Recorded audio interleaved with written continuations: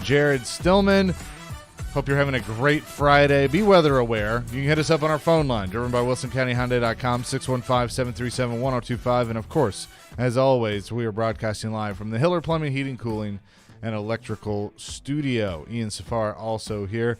Adam, welcome back. Good to see you again. Thanks for having me back.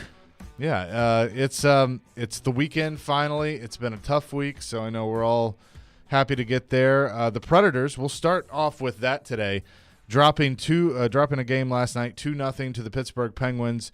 Just couldn't seem to get anything going. Couldn't get anything going on the power play, which I know has been up and down for them very much this year. But I thought the way the first period went for them, they were putting up a fight against a team that's in a similar situation that they are, fighting for a playoff spot. But it would be the second period where Jake Zucker would open it up and give them the 1-0 lead, and then Gensel would score in the third period to make it 2-0, and that would be all she wrote. UC Saros, though, faced 45 shots on the night, stopped 43 of them. He continues to be amazing. Willie mentioned this in the final hour of the previous show, of the midday show, talking about the advanced analytics of last night's performance for the Predators, and specifically UC Saros. And Willie mentioned data from SportLogic, which I work for SportLogic this season. And as Willie said, the Penguins won 2-0 based on the quality of shots that the Penguins had in the game. According to SportLogic, they should have scored 5.9 goals. So Wow. Let's round that up to 6. Wow. So the Penguins should have scored 6 goals last night based on the quality of opportunities that they had, but they were only able to beat UC Saros twice, which goes back to what we've talked about for a long time, that UC Saros is one of the top 3 to 5 goaltenders in the NHL. He has been for the past couple of years. The problem, of course, is that he hasn't always had a lot of help in front of him. And for as impressive as the win was the other night in Boston, I think you saw the relative inexperience of the Predators, come to the forefront last night, because once the Penguins started going, the Predators did not have an answer. The Penguins, both based on what we watched with our own eyes and what the advanced numbers, the advanced analytics would tell you, the Penguins crushed the Predators last night. It really should not have been 2-0. It should have been probably 4 or 5-0.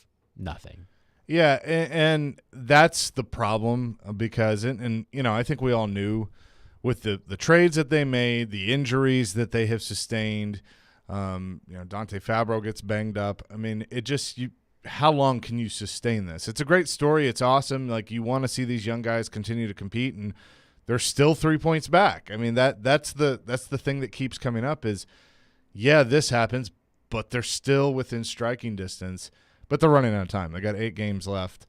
I know they have a game in hand on Winnipeg, but really every point is going to count here on out, and you have no room for error in this. And the two teams that they are chasing in the wild card race both play tonight. The Winnipeg Jets host the Detroit Red Wings at 7 our time, and Calgary is in Vancouver at 9 Central. So those two teams will have an extra game played. After tonight, the Jets the Jets will be at 76. Both teams, Winnipeg and Calgary, will be at 76 games. After tonight, the Predators will be at 74 before they play St. Louis tomorrow. So the Preds, for a little while, have 2 games in hand that they got to make work in their favor. But nonetheless, they need to figure this out. I mentioned the power play. This was John Hines last night on not taking advantage of those power play opportunities. In particular, how big was not taking advantage of those 3 power plays? Well, that's big. It's big. I mean, we got a lot of guys out, and I think the power play's got to be at least more threatening than what it was. We didn't really have many good looks on it, and I think that's where we need those guys to be able to come through, particularly when you get some early in the game, at least to give. If you don't score on it, but you're giving the team momentum, and we didn't do that tonight. That was John Hines. Now, I understand, Adam, that a ton of the guys that are usually on the power play are hurt. You're having to, swap pieces night in and night out, it seems like. And that's certainly going to affect things. But how many times have we had a conversation about the Predators' power play and it not working over the course of the last, 3 years? Well, last year it worked. Last year it was true. Last year it was one of the better. But to your point, yes, it has been a topic of conversation. And this was the Predators' main power play unit last night. We talked about a lot of guys not being available because of injury or having been traded. This was the Predators' power play number 1 last night. Tyson Barrie, Tommy Novak, Cody Glass, Philip Tomasino, and Luke Evangelista. Yeah. That's far and away from what it was at the beginning of the season. Last year, the unit that was really good was, if I recall correctly, Roman Josi, Matt Duchene, Ryan Johansson, Mikhail Granlund, and Forsberg? And Forsberg, yes, thank you, and Philip Forsberg. And I remember before the season started looking at how the Predators played last year versus how they might play this year, and possibilities for regression. And to me, the power play seemed the most ripe, the ripest actually, the ripest for regression because of, I mentioned the advanced numbers. I looked at this at the beginning of the season. The Predators, you could argue, were the luckiest team in the NHL last season on the power play. And what I mean by that is the quality of chances they were creating versus the number of goals they were scoring were out of whack. They were scoring more than they should have on the power play, based on the quality of the chances they were creating on the power play. I believe they finished tied for 5th on the power play last season. So that was, a big candidate for regression. I did not expect this type of regression. It has plummeted to earth. And think about if the Predators had somewhere in the middle between the last year's power play and this year's power play. Like they were a league average power play. I think they'd be in a better position in the playoff race than they are right now. Yeah, no, I 100% agree with you on that, and that's what I think is going to be on the to-do list for Barry Trotz this summer. And David Poyle advising him, but I heard Willie mention this of all the cap room that they've cleared, the draft assets that they have. That they're going to have to evaluate what they want to keep, the young guys that are playing right now, and then try and tweak the roster that way. I think it'll take a little bit of time, to get it to where it's a true Stanley Cup contender. But, I mean, the thing is they've put themselves in a position where they can certainly take some pretty big swings with the hammer and hopefully make some contact this summer and get this thing to, where they're, at least a little bit better than what they are now starting next year with a young core. Yeah, there aren't too many exciting free agents this year. There are big names available in free agency this summer, but there isn't that, unless I'm clearly missing someone. I mean, I feel like Tarasenko and Kane are the biggest names out there. Yeah, but even then, those guys are, they're older. Yeah. They can still play, but they're not, they're older. I'm looking at this list. Jonathan Taves is at the top of the list in terms of cap hit currently. Which I think he's going to retire. Patrick Kane, Vladimir Tarasenko, Ryan O'Reilly, James Van Riemsdyk. This is just forwards. Max Pacioretty, Alex DeBrincat. Actually, this is RFAs too, not just UFAs. DeBrincat is an RFA. Sorry. But yeah, when you look at the top of the list, of the players, yeah, there are some notable names there, but they're not players that I would go out and shell out a lot of money for. So yeah, here's the UFA list: Taves, Kane, Tarasenko, O'Reilly, Van Riemsdyk, Pacioretty, Sean Monahan, Milan Lucic, Jordan Staal, Kyle Okposo. Not very exciting. Now, could those players help? Yeah. Are they going to be worth the money that they're going to be looking for in free agency? No. So I think the Predators would be wise if they're going to want to add to the roster to continue to explore the trade market versus signing any of these players. Because, while I'm sure there might be Predators fans who are excited to have, who might be excited to have one of those players on their team, they're not. None of those players are the kinds of, and do those players want to sign up for a quote unquote rebuild, which is kind of what the Predators are going through right now. How do you view Alex DeBrincat at this point in his career? That's a good question, because when he was in Chicago, he was lights out for a couple of years. Now he was playing with Kane, and Patrick Kane certainly helps. I mean, even last season he scored 41 goals. He had 41 goals in his second year.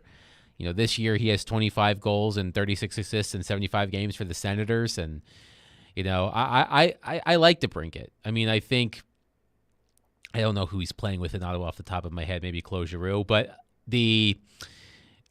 for a player that he's 25, he doesn't turn 26 until December. He's a good player. I mean, I would assume he's probably going to stay in Ottawa, but I like him. I just think that you've got to put him with talented line mates in order to make it work, which he did in Chicago. Yeah, and I'm not saying go get Alex DeBrincat, but a player of that ilk, I wonder, because I would put him in the he's above Forsberg, but maybe not by a ton category. Well, he's definitely a different player. Yeah, the way they go about their business is much different. Yeah, but I mean, you see 2 40-goal scoring years for him, and that obviously intrigues you. That's what they need. They need scoring production, and more players like that. And we've said time and time again, they need to find that superstar guy, and I believe the only way they're going to do that is by being bad and picking at the top of the draft, which I kind of equate it to the Titans. I don't know if they can be that bad, like with what they still have on the roster. Yeah, it would be difficult for sure. They would have to continue to strip it down. They'd have to move on from Matt Duchene probably. They'd probably have to move on from UC Saros, which would be tough. But of course, they do have someone else in the system, in Yaroslav Askarov, who you would hope is the next big thing for the Predators in net, just like Pecorine was, just like UC Saros was, and so on and so forth. But, to me, I think if you want to be that bad, there's further surgery that needs to be performed on this roster, and I'm not sure if Barry Trotz will have that appetite.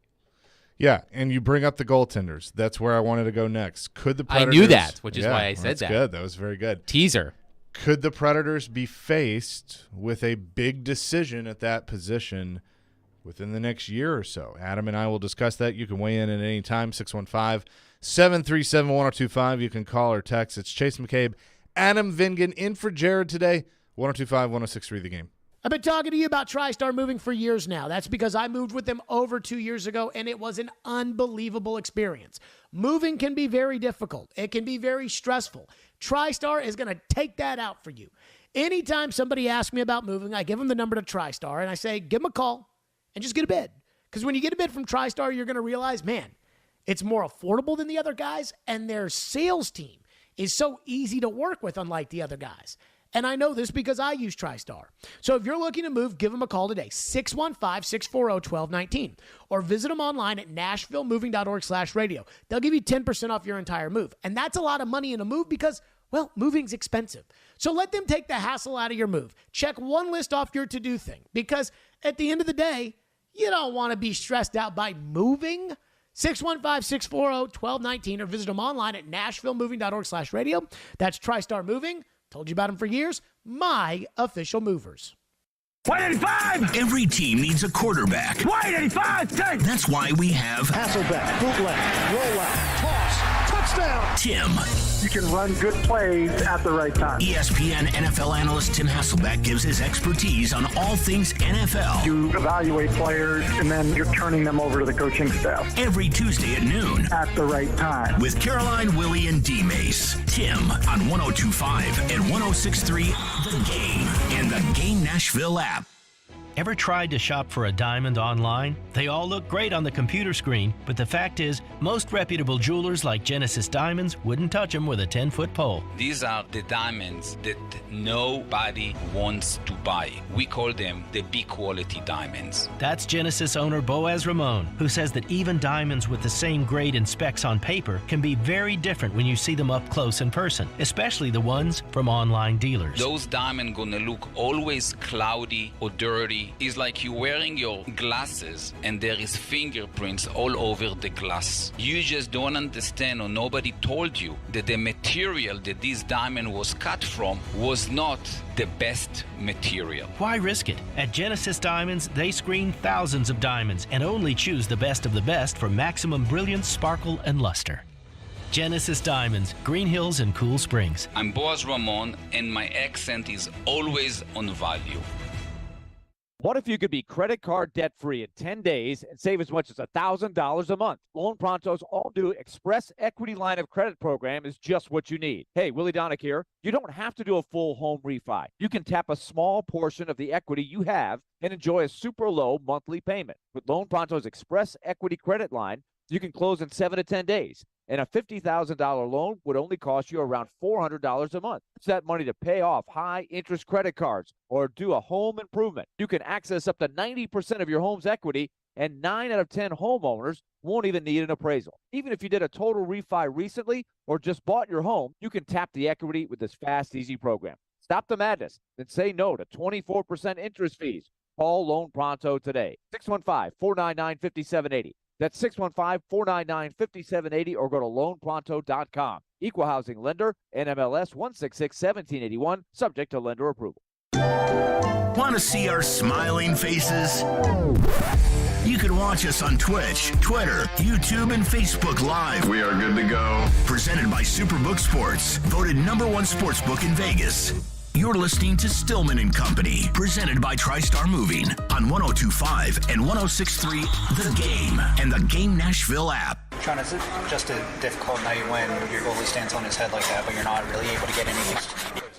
Yeah, it was a tough night for us. I think you credit Pittsburgh. They put some pressure on us. We didn't generate. I just didn't think we played fast enough through the neutral zone. We didn't manage the puck well to be able to make their D turn, and then we didn't test Jari a lot, but we did get some good looks, and he made some big saves for him. That was John Hines last night talking about UC Saros. Chase McCabe and Adam Vingan with you here on this Friday. Stillman and Company, and for him, Jared is back on Monday. For those of you that have been wondering, he's all good. Just had a little vacation to use. Is he, though? No, is he? Fine. Trust me, I've seen his Instagram. He's doing fine. He's having fun. So he's good. He'll be back. A couple of Titans notes real quick. The Titans have signed center Corey Levin and tight end Devin Wesco to contracts. So Levin comes back to the team. Don't know if that means there's a center competition or if he's just a backup like he has been, but they decided to bring him back. And Trevin Wesco, I'm not sure who that is. He played for the Bears, and I just asked Ryan Porth, who's in Chicago, and he has no clue who that is either. So I guess that's not a big deal. But a couple of signings there by the Two-Tone Blue. We'll get back into them in just a little bit. But I ask you this, Adam Vingan. We knew what the plan was for a long time, that there would come a day that Pekka Rinne would retire and there would be a passing of the torch to UC Saros, and we kind of saw it happen very organically, even though I think a lot of people would still argue during that bubble series against Arizona, maybe John Hines should have gone to Pekka Rinne. He didn't, and they end up losing, but that's neither here nor there. But we kind of saw that natural passing of the torch where Saros becomes the go-to guy, the number one. Pekka Rinne retires. Well, the Predators draft Askarov a few years ago, Russian goaltender, and he had has had a really good year in Milwaukee. They bring Lankinen back on a one-year deal next year, so I think we'll see Askarov for another year in Milwaukee, which I think is a good thing. But eventually they're going to come to a point where they're going to have to decide, Now, I guess they could, bring Askarov up for a year, have him back up Saros, do it that way. But I don't think it's going to be this clear-cut passing of the torch because Saros is still relatively young and still has a lot of years left in his prime, we hope. So I think they're going to come to a point where they have to decide. Do they want to keep riding with Saros because he's that good and therefore they could use Askarov as trade bait and get something for him, or vice versa, go to Askarov and trade UC Saros? I think they're probably still a year and a half away from that decision, but I do believe it's one they're going to have to make. If this team wants to find the type of player that we were talking about before, a younger version of that type of player that can score a ton of goals and put this team back, at the top of the Western Conference, it may take a move like that to make it happen. Now, some people might be listening and some people might be listening and saying to themselves, UC Saros is the only reason why this team is remotely competitive now. Wouldn't trading him basically ruin that? Well, it could, but you would hope that if that is the move you make, that Yaroslav Askarov, can step right in, just like UC Saros did, just like Pecorine did. Willie mentioned it. Willie mentioned it earlier today. Predators fans have largely been spoiled by good goaltending throughout the history of the organization. And the hope is that Askarov is just the next one.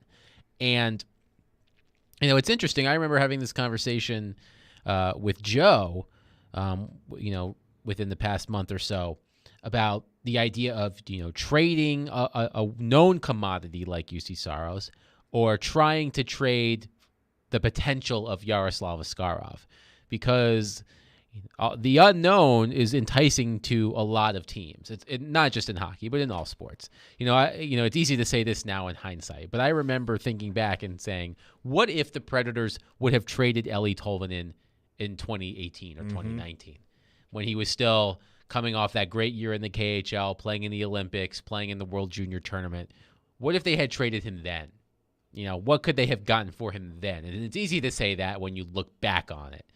But Askarov, especially if he plays incredibly well in the American League, if they think that UC Saros continues to be the future and that UC Saros can have a Pecorine-like career where he is playing at this level or close to it until his late 30s, then sure, you could trade Askarov and hope to get a king's ransom back. Or you could try to trade UC Saros and maybe even get more, because teams know what UC Saros is, which is, a Vezina Trophy caliber goalie.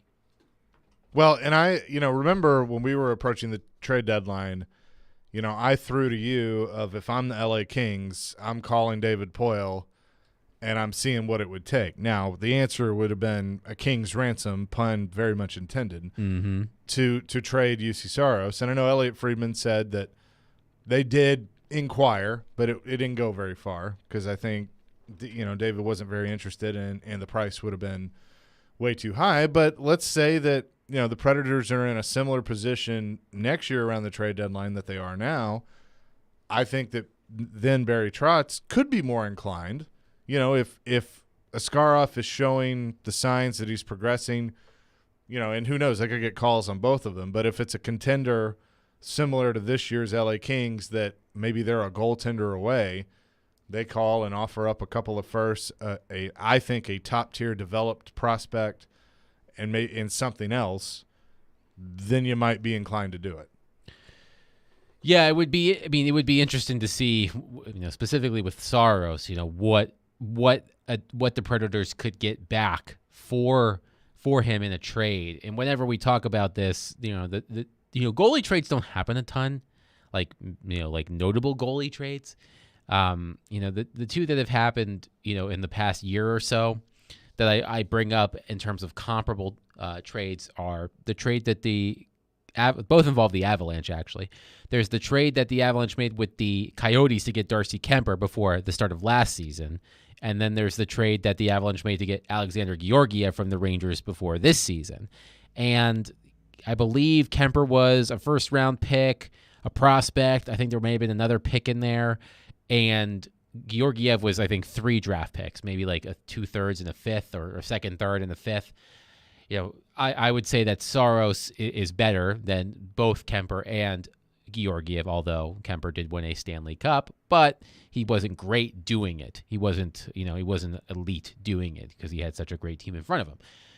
I think UC Saros is better than those two goalies. I think that if UC Saros plays this way and the Predators wanted to trade him, I think that's like a multiple first round, or one first round pick and a first round caliber prospect. Like, I think that's the type of move that completely can overhaul an organization's prospect depth chart if you trade a goalie of UC Saros' caliber. Yeah, no, I 100% agree. And I'm not saying that is going to be the case and what happens, but it's just kind of playing that what if game right now, because I believe that Barry Trotz, even though their focus on the team, and this is actually the cool part in all of this, Barry can focus on the future.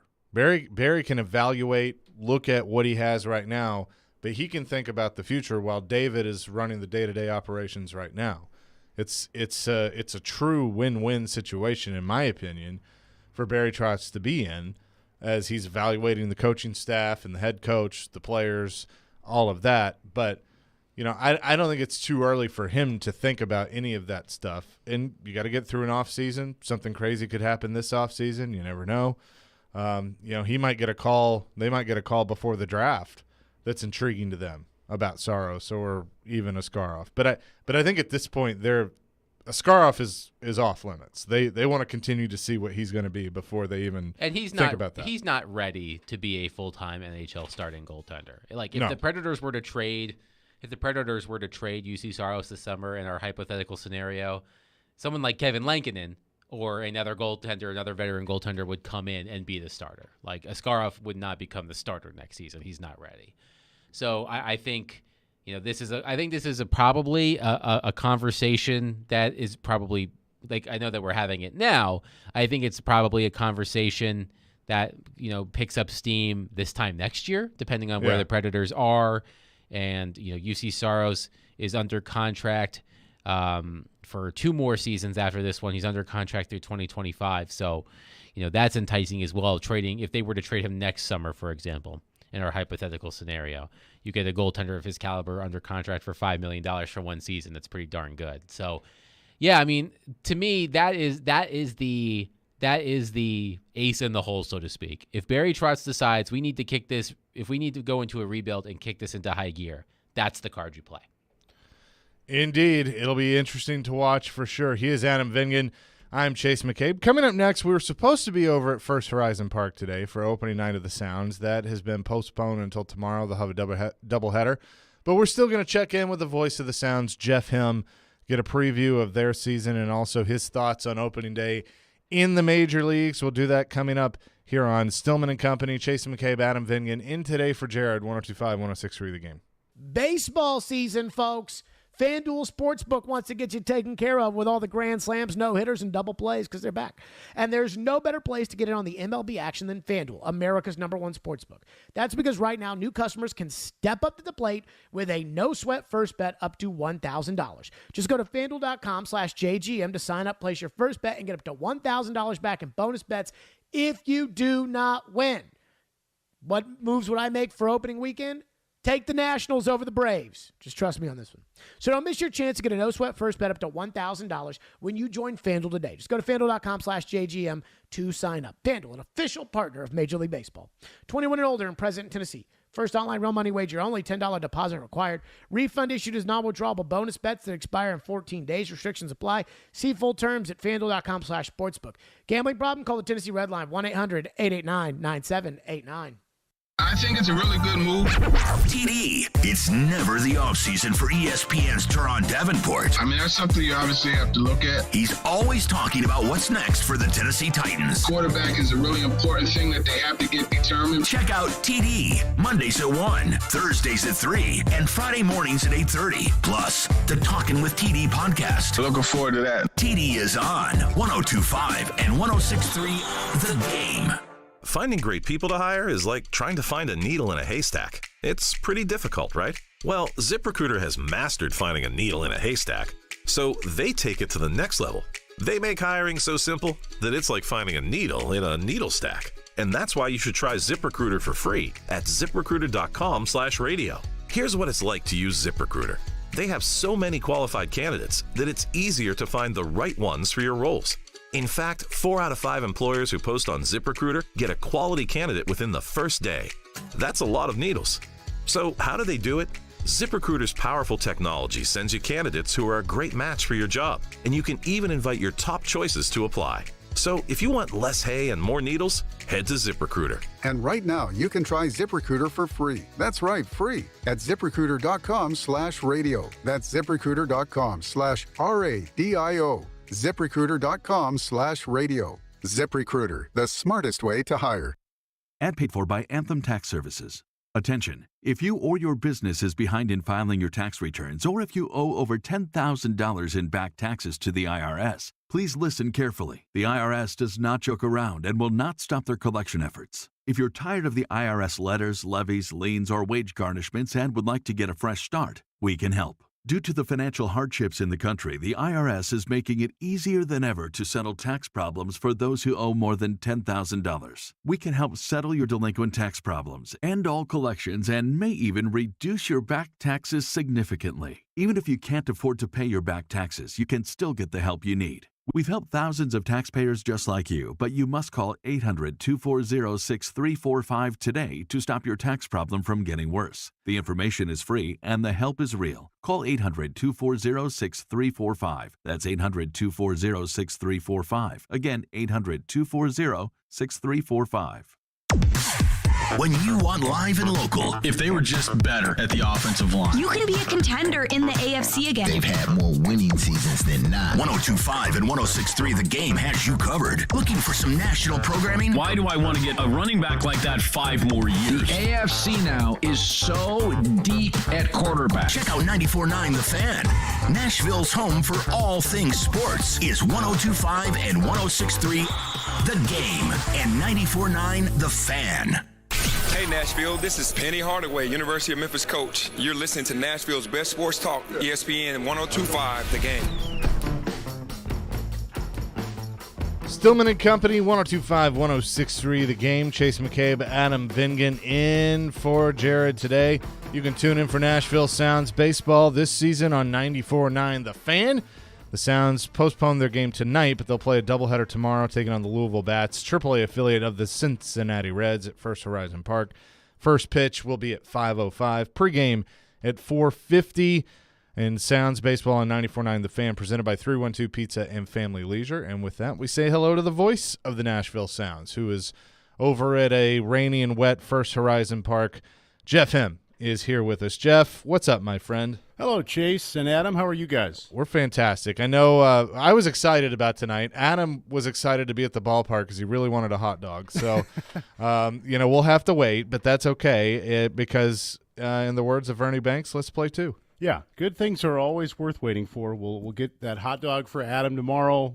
With 2 games, there's multiple opportunity for hot dogs tomorrow. And, it's just a lot of people, I'm sure, are well aware of the forecast and what we might get tonight and late tonight. And there were some windows of opportunity. There's always a window, is like a hashtag in baseball. But I think the timing was not going to be ideal to try to start a game or have a delay, and you've got potential severe weather, which may have arrived right around what would have been first pitch and when people are coming in the ballpark, and you don't want that right as that kind of weather is arriving. It just was not going to be a good fit, unfortunately. So we'll do 2 tomorrow and then have the day game on Sunday, and we'll still get in all 3 this weekend. So what is kind of the outlook for this club? The won the division last year, which, we've seen minor league baseball change quite a bit over the course of the last few years, but that was certainly very exciting to see that. And, as the Brewers continue to grow and chase pennants in the National League and the majors, that also affects the Sounds and the young prospects that are coming up through the ranks. Yeah, I think you hit it right there at the end. I mean, our parent club, the Brewers, again this year looking to get to the postseason. They missed it by a game last year, and before that had several years in a row where they were in the postseason.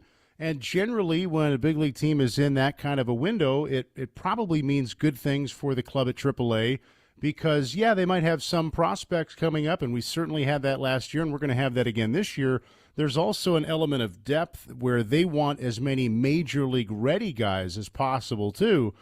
So in a pinch, those guys can go up and get the team through whatever period they need to get through, in addition to maybe the prospects who are long-term, everyday potential big leaguers. So I think we're going to have that mix again this year. I mean, in the outfield is one of the top 100 prospects in the game, Sal Frelick, along with Joey Weimer, who's also a top 100 prospect. They're projected to be here for tomorrow. 2 dynamic players that we saw come up late last year, along with Garrett Mitchell, who's in the big leagues now with the Brewers. We had Bryce Terang last year, who made the Brewers opening day roster, got his first big league hit in his first big league at-bat yesterday, which was a really cool and well-deserved moment for him. So we're certainly going to see prospects in and around the Sounds again this year. But there's also going to be other returners from last year's really special 91-win team. John Singleton, Keston Hira. There's some pop there. Caleb Bosley, the Wisconsin native who's trying to get to the Brewers and make his major league debut. He was sort of the ace of the staff as it unfolded last year. He's going to be on the bump for the first pitch tomorrow in Game 1. So there's a mix of familiar names like usual at AAA with some other newcomer names. But I think given where the Brewers are and how much of last year's Sounds team, at least at the start, is going to be back here, there's no reason to think this team isn't going to entertain the fans here in addition to getting guys to the big leagues. We're talking to Jeff Him, the voice of the Nashville Sounds, as they will open their season tomorrow with a doubleheader against the Louisville Bats. And am I correct in saying that potentially playing first for Louisville will be some guy named Joey Votto? Well, I can confirm that Mr. Votto is expected to be here this weekend and play for Louisville. If he's playing defensively, I don't know. Obviously, it could be a DH. Yeah, but I know where you're going, and that's everything we've been told and what we're seeing. That is accurate. The Red Star Joey Votto is expected to be with Louisville and in their lineup for most of, if not all of the games this weekend. Now, the fact that tomorrow's a doubleheader, I'd be surprised if he played in both ends of the doubleheader, but certainly would think he'd play in one of the two, and then very likely again in the day game on Sunday. And I was just reading yesterday that he's close to being able to play for the Reds, but he didn't want to push it as much as he had a great streak going of opening days with Cincinnati. He just didn't feel quite ready where he wanted to be, so he wants at least a few games with Louisville. So, yeah, Reds fans in the area. Chase, you can call Ryan Porth. Maybe he can fly in. He's on the way. He's on the way. He's always on standby if Joey Votto's involved. Look, we want our fans to root for the Sounds, but we fully realize that there are plenty of Reds fans in Middle Tennessee, and if they want to come out this weekend, that's great. Joey Votto is expected to be here. Talking to Jeff Him. And now one thing that we have talked about ad nauseum with baseball, and I know you were on the midday show earlier this week, is all the rule changes in the major leagues. Now, you saw them firsthand last year because everything got tested out in AAA, in the minors. And I got to say, Jeff, as a purist, and you and I have done a lot of games together with me as a producer, and we've talked a lot of baseball over the years. You know, I'm a purist. I love the game the way it has been. It's hard sometimes to embrace new rules. I don't love 7-inning doubleheaders. I don't love a runner on second and extra innings, but I've gotten used to it. I've adapted. Mm-hmm. I like the pitch clock. I like the bigger bases, and I think the only rules that maybe I'm still needing to be sold on is the shift, because I just got used to it, and the you only two disengagements by the pitcher, so essentially two pickoff attempts. But I think I'll warm up to him. What do you think so far, and what do you expect from fans as baseball is trying to get more fans involved? Yeah, I'm with you on the shift. I am also curious to see how that plays out, how it's received. I mean, I certainly think it's going to lead to more offense, just because sluggers who are left-handed batters might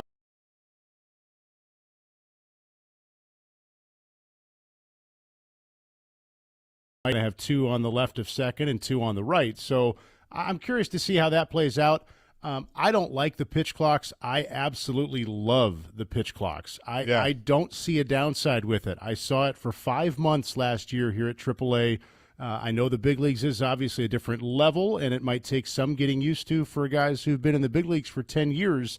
But there's just nothing not to like about it. It doesn't make everything a 1-0 game.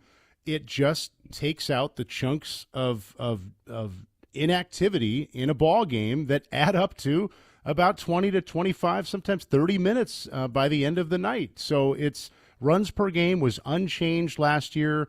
Even veteran pitchers who I suspected at the outset may not be big fans of it later told me they liked it. I think the pitchers over time realized that 15 seconds or that 20 seconds is a lot more than what they think it is when the clock first gets initiated. And so you might see some 2-hour and 2-minute games really early, and that will level out. And I think we're going to average by the end of this, and from the early numbers of yesterday's big league activity, it's already around a 2.5-hour game. And I think that's where we all like it to be. I think that's a good sweet spot for Major League Baseball. That's kind of what got shaved off last year here at AAA. It's just taking out the parts where there's no activity that add up. And I think over time, I think if we have this conversation on May 1, big league followers and fans and viewers and listeners they won't forget about the pitch clock, but you're kind of gonna forget about it. You'll get so used to it. There will be very rare infractions. I mean, we saw maybe one a series last year by the time it got initiated. There's just it's wonderful. It doesn't overhaul the game. It's only meant to take away the inactivity. And then the other things, like you mentioned, the disengagements and the larger bases. I mean, the stolen bases were already up at opening day yesterday for the big leagues from where they were opening day of last year. Small sample size comparison, but I think it's going to be great. I think what I like about the shifting rules is I think of Bryce Terang, who was our everyday shortstop here with the Sounds last year. At least for now, he's not going to play much shortstop in Milwaukee. They've got Willie Adames. He's a star. Terang is a big league caliber shortstop defensively. His ability matters a ton as a second baseman because he's not in shallow right with Adames essentially playing second in a shift. They need a guy like Terang to have the range there. So defense matters, speed matters more in these new rules. Stolen bases are going to be up because of the base size and the limitation on pickoff. So I just think there's going to be a lot more action in the game. And look, that's what we all want. Yeah. Nobody watches a ball game to watch a guy call time and stand out and adjust his batting gloves. And we don't watch the game to watch Kenley Jansen take 55 seconds in between pitches. That's just not why we're watching the game. I just see no negatives from it. You can tell I'm passionate about it because we all had our reservations when it was coming in last year at AAA, and it took very little time, in my opinion, for most people to be like, "Oh my gosh, this is amazing." And look, if you're thinking of the ball player's standpoint, they need to get used to it for a little bit, yes. But a general manager of a big league team would tell you, hey, shorter games means my players are on their feet less. They're getting more rest. They're not ending a game at 11 o'clock. There's a player's health component part of this that isn't the driving factor for the fans' standpoint, but I think the big league side of it, the baseball side of it, that can matter over time too. And I also wonder if a pitcher has less time and he can throw 96, 97, is he going to maybe sit 93 to 95 more often because endurance-wise, he can't just let it rip quite as much on every pitch. If he's a starter, you got to pace yourself a little bit more from a fatigue standpoint, and that could help from an offensive standpoint too. So there's a lot of factors to it, but I think it's great for the game ultimately, and I would love to hear from a fan a month from now who doesn't like it because I think those folks are going to be very few and far between. I think you make a really good point that I didn't even think about. Because you could have a guy that maybe last year he played 150 games. This year you get 155 out of him because the games are shorter and he's getting a little more rest. Yeah. I didn't even think about that until you said that. Yeah, it's just less time that these guys are out on the field. And again, over time that will matter. Night to night it might not make a massive difference, but over time you could have a guy in September with fresher legs because if it's like we always used to say Derek Jeter over the course of his career played a whole additional season because of all the playoff time. You take like a half hour per night from these position players and add it up over the course of the season, and how many hours is that they weren't out on the field playing defense because the games ended sooner? Well, it's certainly good to have baseball back, and looking forward. We got to wait one more night for Sounds baseball, but that's okay. We'll play 2 tomorrow. Jeff, appreciate it as always. It'll be good to see you and hear you on 94.9 The Fan with pregame tomorrow at 4:50. I know doors open at 4 tomorrow for fans to come out and enjoy 2 ball games. Yeah, I'm excited. I'm excited for our fans and for the season and to have another year here on 94.9 The Fan. I appreciate it, buddy. All right. Thank you. Jeff Him joining us live from First Horizon Park. And again, tomorrow they'll play 2, as Ernie Banks likes to say. And we'll have also a game on Sunday against the Louisville Bats. So looking forward to it. Sounds Baseball is back. We'll bring Adam back into the fold. We'll kind of talk about the first day and what we thought about some of the rules, including there was a moment yesterday that we will certainly discuss. That's all next on Stillman and Company. Chase and Adam in today for Jared, 102.5, 106.3 The Game. Want the latest on college football and Nashville sports? They can be a fully formed model of what they're going to be offensively moving forward. Join Outkick 360's Chad Withrow every Friday at 5 with Stillman and Company. You don't know what's going to happen with the roster or the team. He'll bring opinions and charisma for a full half hour every week. This is a good lesson about sports and what we think and what actually happens. Chad Withrow on 102.5 and 106.3 The Game and the Game Nashville app.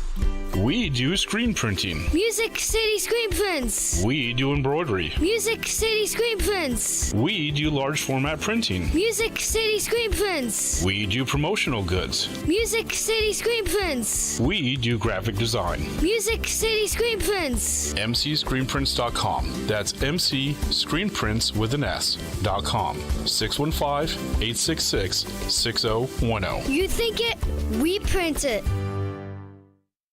The team at Mercedes-Benz of Music City have done it again. Here's Edwin Vickery to explain. 4-time recipient of Best of the Best. Less than 10% of the dealers in the country receive this award. How did you do it? We say culture eats strategy for lunch, because we can strategize all we want, but unless you have the right culture and chemistry in the dealership, it will not work. Live the dream at Mercedes-Benz of Music City, mbofmc.com.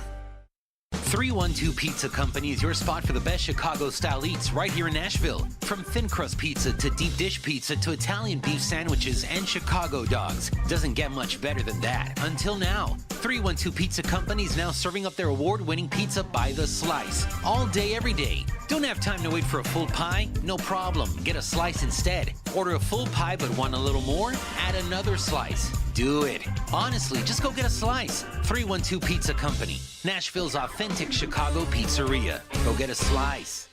Sports and leadership go hand in hand. In fact, 94% of women executives were student athletes. Play Like a Girl is creating a more equal playing field for the next generation of women in leadership. You can help too. Become a mentor, donor, or volunteer. Learn more at iplaylikeagirl.org/mentor.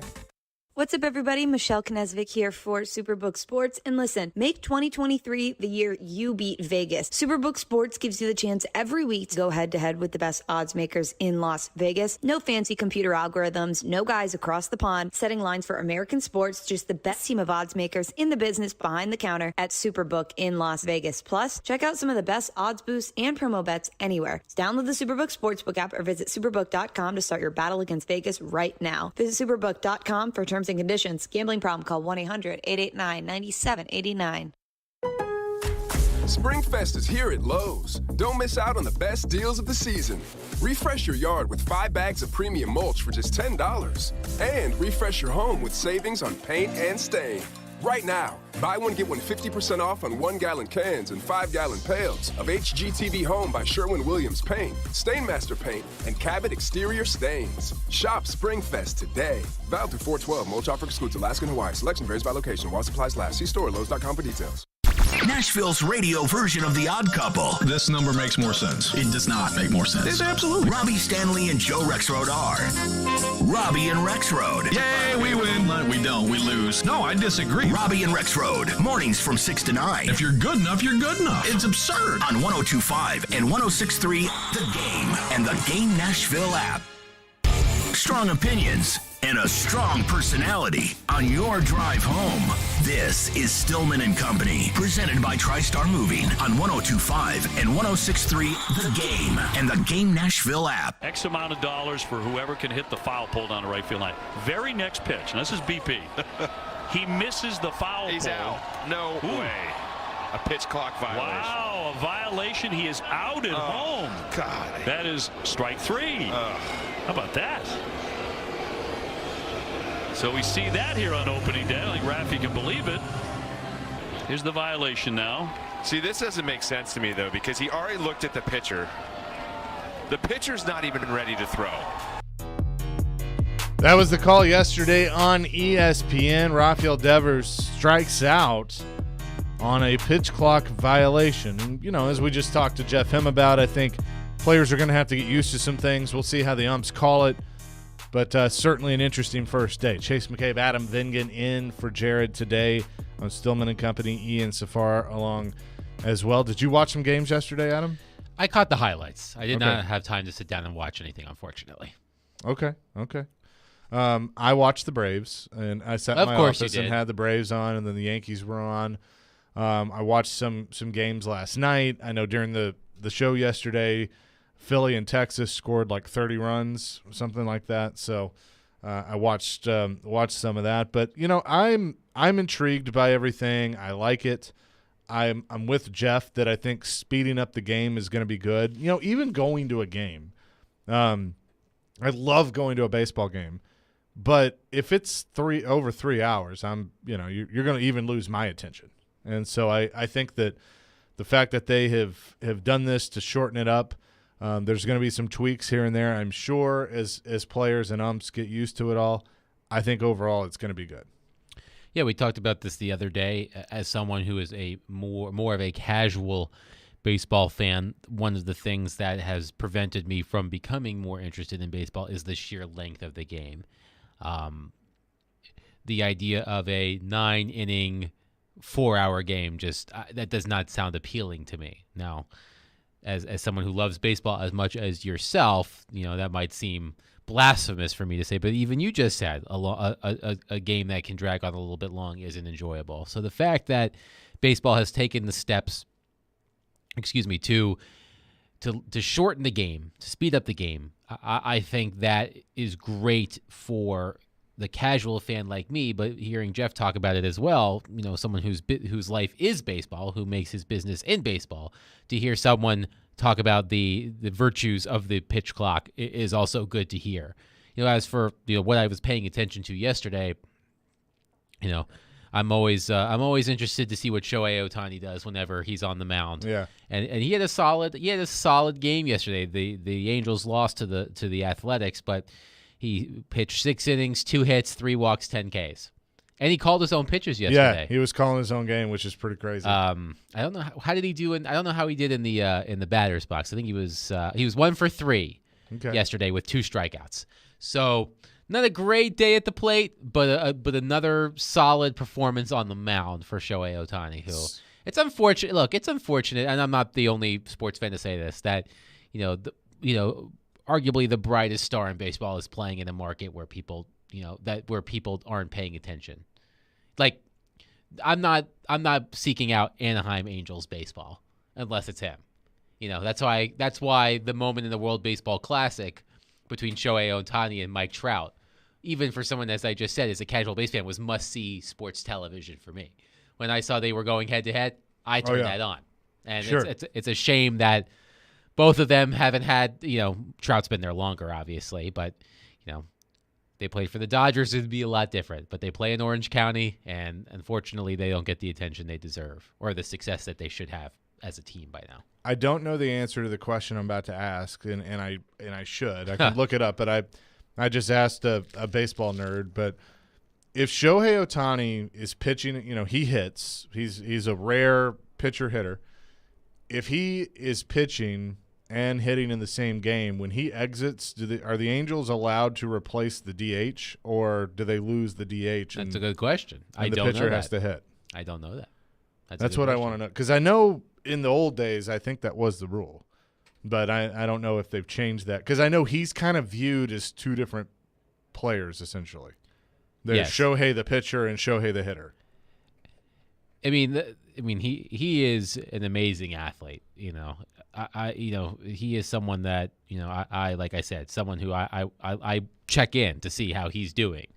There's also I believe, if I'm not mistaken, Aaron Judge hit his first home run of the season on his first at bat yesterday. Am I right about that? I believe you are. So after setting the American League record last year, he's on pace for 162 home runs. Yeah, exactly. Well, and Ronald Acuna Jr. is on pace for like 300 stolen bases. So I mean, it's going to be fun. But yes, confirmed. Aaron Judge hit a home run on his first at bat of the season. Yeah. And look, that's fun to watch. I mean, that got me interested in watching the home run race last year. Was he going to do it? Because he got to a certain point and just couldn't do it. It was like he was overthinking every time he was at the plate. And the pitchers aren't going to give him anything either, because you don't want to be the one. You don't want to be the one to give it up, and so they're going to make it. They made it hard on him for sure. But baseball back in full swing. No pun intended. No pun intended. Maybe it was. I do two things to start baseball season, and I'm probably going to do this tonight. I watched the movie Major League, which is a fantastic film, and then I watched the classic Simpsons episode Homer at the Bat, which is honored in the Hall of Fame, by the way. It is, and I am partial to Bull Durham. That's my favorite baseball movie. How do you feel about Bull Durham? I like Bull Durham. Yes, it's a good movie. I am partial to Bull Durham. No disrespect to Major League or A League of Their Own or any other great baseball movie, but maybe it's because I was born in Durham, but I am partial to Bull Durham. And of course Homer at the Bat is just an absolute classic. Absolute classic. Oh, it is a classic that everybody needs to watch with all the cameos in it. Mr. Burns. It was, let me see if I can remember it off the top of my head. Darryl Strawberry. Yep. Roger Clemens. Yep. Ken Griffey. Yep. Mike Scioscia. Yep. Steve Sachs. Yep. Ozzie Smith. Yep. Darryl Strawberry. Did I say that? Yeah, you said I him. said Darryl. Darryl. Who am I missing? There was 9. I think there was 9. Yeah, it was a whole team, I think. Yeah. I mean, it's impressive that they pulled Steve Sachs out of there. And I said Mike Scioscia. Jose Canseco. Jose Canseco. I can't remember the other one. Okay. You're missing a big one. Oh, man. You're missing 2 big ones. Two Hall of Famers. Give me a hint. Without giving it away. Yankees. Oh, Mattingly. And shave those sideburns. And I can't. Who's the last one? Wade Boggs. Of course. Pitt the Elder. So Boggs, Canseco, Clemens, Griffey Jr., Mattingly, Sachs, Scioscia, Ozzie Smith, Darryl Strawberry. So I got 7 out of 9. Yeah, that's pretty good. Pretty good, right? I think that's better than average. Burns yelling at Mattingly to shave the sideburns. And he says he's better than Steinbrenner. Oh yeah, yeah. So.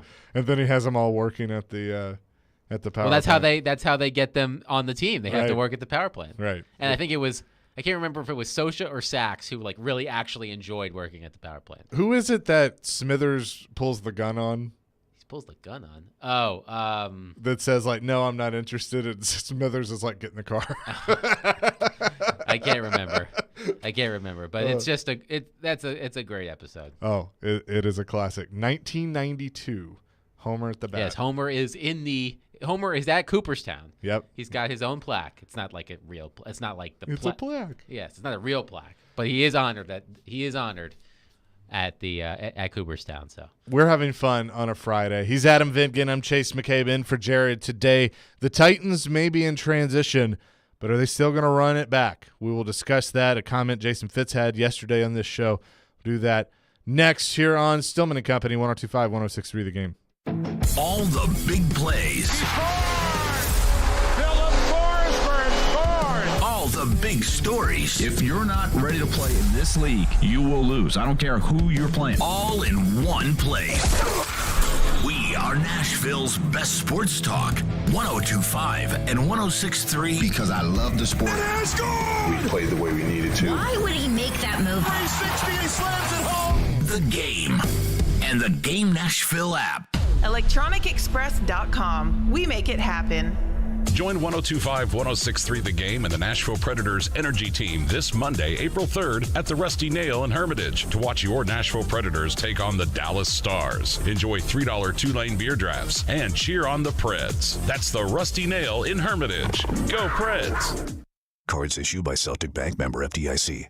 Are you the decision maker in your company? Consider this. For the first time in decades, there's a better option for a corporate card and spend management platform. Meet Ramp, the only corporate card and spend management system designed to help you spend less money so you can make more. Most corporate credit cards offer points as incentives, but those points amount to less than their worth in real cash value. Ramp's business cards offer you cash back, real money in your pocket. Plus, you control who spends what with each vendor. And Ramp's software collects and verifies receipts automatically, which means you'll stop wasteful spending and close your books in hours instead of days. Businesses that use Ramp add up to 3.5% to their bottom line the first year. If you're a decision maker, adding Ramp could be one of the best decisions you've ever made. And now get $250 when you join Ramp for free. Just go to ramp.com/sports. Ramp.com/sports. RAMP.com/sports.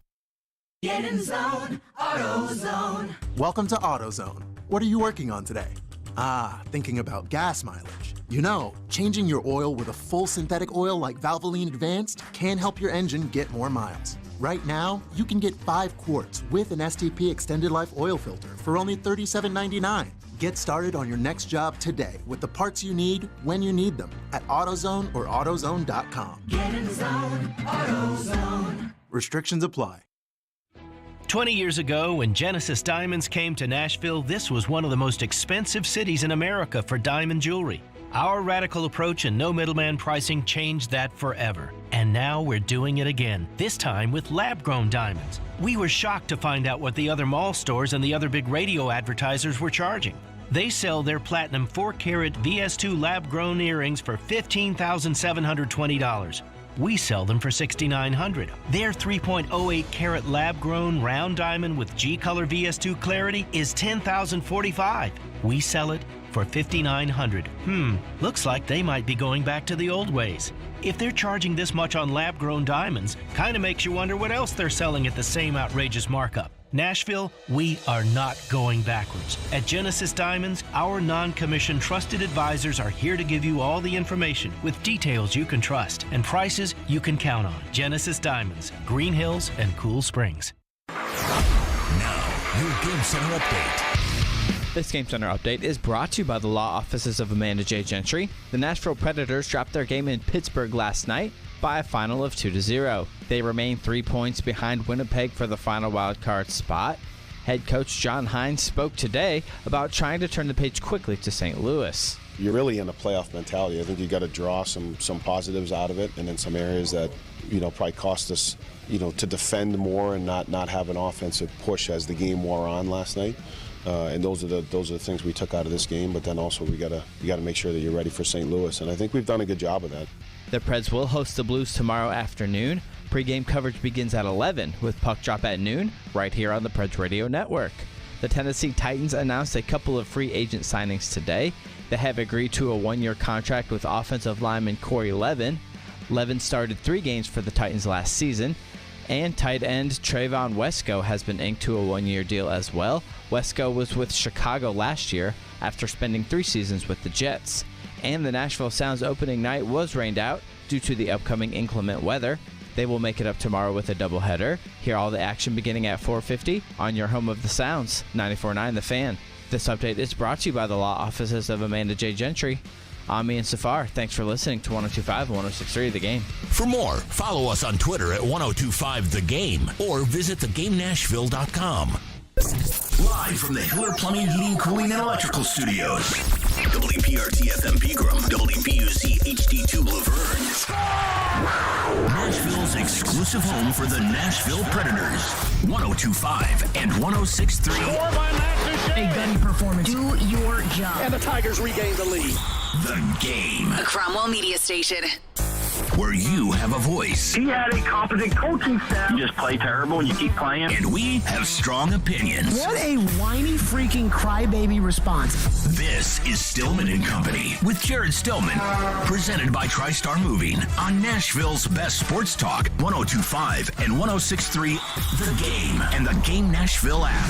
Stillman and Company, 102.5, 106.3 The Game, delivered by TriStar Moving. TriStar Movers with 5-star service. We're broadcasting live from the Hiller Plumbing, Heating, Cooling, and Electrical Studios.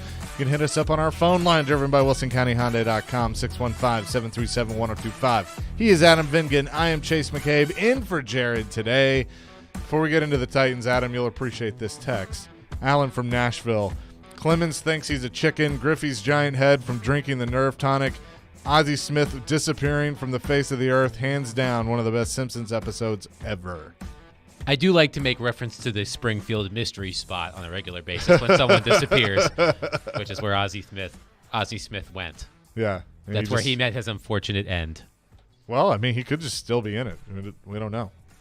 Just falling through time. But it is a great episode for sure. As people people have weighed in on it that are Simpsons fans out there. But having a little fun here on this Friday as we wrap the week up. Be careful with the weather out there. Again, if you missed it, the Sounds game postponed tonight. They'll play a double tomorrow. But getting into the Titans, they did make a couple of minor signings today, which included bringing back one of their own. The team announced that Corey Levin has re-signed center guard. Don't know if that means he could be competing for starting center or one of the guard spots, but certainly has been a nice addition to the team and someone that can play a couple of different roles. So they bring him back for some depth.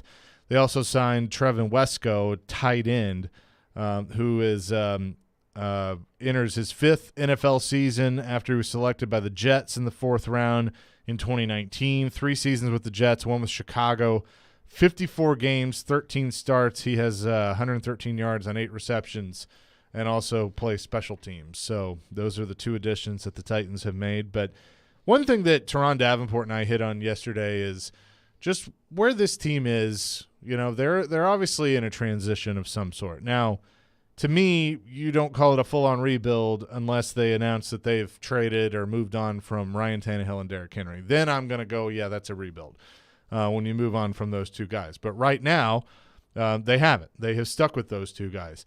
And one thing that came up yesterday with Jason Fitz was, is that the right course of action? This was Jason Fitz on if the Titans should run it back.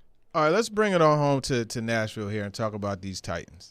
Do you think that they should run it back, Derrick Henry and Ryan Tannehill there, or should they go ahead and bite the bullet on those numbers and move on and pay the credit card this year? I think, honestly, I know Titans fans don't want to hear this, just like Raiders fans don't want to hear this. I think that, Rand Carthon has made it pretty clear that he thinks the Titans are in a bit of a rebuild mode. And when you're talking about a rebuild mode, you're talking about a 2-year process. So realistically, if there's any thought in the building that Malik Willis could be the future at quarterback, I would play Malik Willis just to find out what you have, because next year, frankly, Caleb Williams and Drake May are if either Caleb Williams or Drake May were in this year's draft, they would both be higher-rated prospects than C.J. Stroud or Bryce Young. So the quarterback class at the top next year is considered to be better. So what do you have to lose by being absolute garbage and seeing what you have? And in the process, if you see what you have, you've got something there, then, hey, that's a great win. The problem is Derrick Henry is that's a variable, man. Like, Derrick Henry's going to make you too good to lose a ton of football games. Yeah. So I think there's a little bit of a how are you taking a 2-year process? And this is much like similar to what the Raiders are doing. The Raiders have, Devontae Adams and Jimmy G and Hunter Renfrow and Jacoby Myers. They brought in enough players that they're going to be okay. But I think they're really looking at it saying, hey, let's take a 2-year rebuild, and if we have to send a king's ransom in the draft next year to move up to quarterback, that's what we will do. I don't think that's very different than what the Titans' approach is going to do. They're trying to remodel while they're living in a wing of the house, and they remodel the rest of the house. That's a difficult thing to do. I just think that they have to be patient as an organization and understand, and fans have to understand it's a 2-year process in my mind in Tennessee. That's an interesting analogy to use. That was Jason Fitz yesterday on the show. So I'll ask you this, Adam, because I think there's correlations here between the Predators and the Titans. Now, I understand that NFL contracts, they're not fully guaranteed. NHL contracts are fully guaranteed. The Predators are obviously faced with 2 major contracts that I think if you ask them behind closed doors, they would probably like to move off of in Duchesne and Johansson, but that's easier said than done. The Titans, however, they could wait to after June 1st. Gets a little easier with Tannehill and with Henry, and after this year, it becomes a lot easier to move on. But I kind of feel like both these organizations are at a similar point in that the transition is probably the best way to put it, but they know they kind of need to take a couple of steps back in order to take maybe 3 or 4 steps forward. Yeah, I mean, when I look at this Titans team, I know there's plenty of more movement to come. We haven't even gotten to the NFL draft yet, which is fast approaching. I mean, tomorrow is April 1st, so it will soon be time for the NFL draft. But I look at this roster right now, and like one of the first things, who's catching the ball for this team? That's like the first thing that comes to mind because you've got Treylon Burks, and you hope he takes another step. You've got Nick Westbrook-Akine, who Joe Rexrode loves him some NWI. And I've liked what I've seen from Nick Westbrook-Ikhine, but he's not a number 2 receiver in the NFL. He is. Trying to think of a pred to compare him to. Calle Yarncroke was the first one that came to mind, but he's like he's solid. Yes. You like him, you want to have him there, but he's not your He's top more like tier guy. Assistants. Yeah, maybe assistants. Maybe Yeah, that's and they moved on from Robert Woods. Austin Hooper's gone. They do have Chigakonkwo, but specifically at wide receiver, who's catching the ball for this team? That's what I want to know. I mean, when the Titans were, and correct me if I'm wrong here, because I'm no Teron Davenport, but when the Titans were winning significantly, it was because of the play action, because you could give it to Derek, you could fake it off to Derrick Henry, and that threat opened up a lot of passing lanes for Ryan Tannehill. But with Henry in a diminished state, and even though Derrick Henry in a diminished state is better than most running backs in the NFL, I just don't know who's catching the ball for this team. I have no idea. They don't either, Adam. I know, and if they don't know, I certainly don't know. But that's my one concern is who's catching the ball for this team. Well, and that's something we're gonna talk to Corey Curtis coming up in just a few minutes. But after that, I do want to get into receivers because Teron and I had a pretty good conversation about it in this draft class, and there is depth in this draft class when it comes to receiver. It's just not top-end depth like we've seen in years past. So we will definitely get into that. But coming up next, Corey Curtis, sports director, News 2, going to join the show. Chase McCabe, Adam Vingan in today for Jared Stillman on 102.5, 106.3 The Game. I've been telling you about Hiller Plumbing, Heating, Cooling, and Electrical for years, and that's because Hiller has been taking great care of my home since I got into the home ownership business, and they can do the same for you. And let them do that. Sometimes replacing equipment in your home can be overlooked until something breaks, but there are actually big problems that can come from old, outdated HVAC systems. Older systems have higher repair costs and require more maintenance and will result in higher utility bills. And even worse, they can break down when you need them the most. Don't let that happen. This month during Hiller's Vintage Showdown, they're giving away a free HVAC system to the owner of the oldest unit.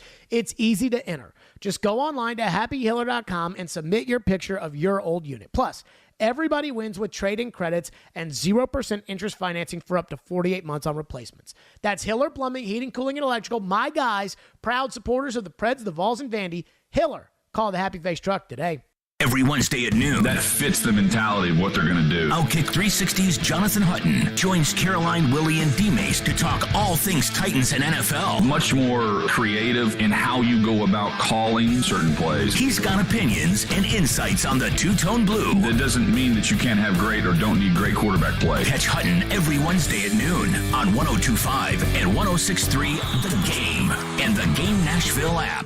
Do you have a VA loan? In this housing market, homeowners with VA loans have access to a ton of instant cash. Hey, Willie Donick here. Do you need cash to pay off credit cards and other high-interest loans? How does a check for 80 or 90 grand sound right now? Loan Pronto is helping veterans every day get the money they need with a quick and easy zero-cost cash-out refi with zero closing costs. With a VA loan, it's really cool because you can access up to 100% of your home's value. That's 100%. Use that money to pay off credit cards, home equity lines, car loan, consolidate all your payments into one check per month and close in 2 weeks. Most homeowners who do this end up cutting their overall monthly payments by $800. And Loan Pronto's all-digital process makes it fast and easy. They're doing loans with super low APRs, and they love working with veterans. Call now. See what your options are. Call Loan Pronto, 615-499-5780. That's 615-499-5780, or go to loanpronto.com. Equal housing lender, NMLS 166-1781, subject to lender approval. The Dell Technologies semi-annual sale starts now with limited quantity deals on select performance PCs powered by 12th Gen Intel Core processors. Save on select Vostro laptops with built-in security features and select Latitude laptops with enhanced privacy, collaboration, and connectivity. Save on select essential accessories plus free shipping and special financing with Dell Business Credit. Call a Dell Technologies advisor at 877-ASK-DELL. That's 877-ASK-DELL. The Low Post Podcast with Zach Lowe. Tatum, I think at worst, he's third in MVP right now. He's playing defense at a borderline all-defense level. He's too young for these conversations to really start in earnest. If he's a Celtic for life for most of his career, he has a chance to be historically, for the one of the two historic giants in the league, as great as any player who's ever worn that uniform, including Bird. Check out the Low Post Podcast on the ESPN app or wherever you listen to podcasts. Anyone want to tell me what happened? Did you miss any of today's show? It's okay. It's fine. Don't worry. Subscribe to the Stillman and Company podcast on Apple, Spotify, and other podcast platforms, or by going to theGameNashville.com. All right, I'll give it a shot. You're listening to Stillman and Company, presented by TriStar Moving on 102.5 and 106.3 The Game and the Game Nashville app.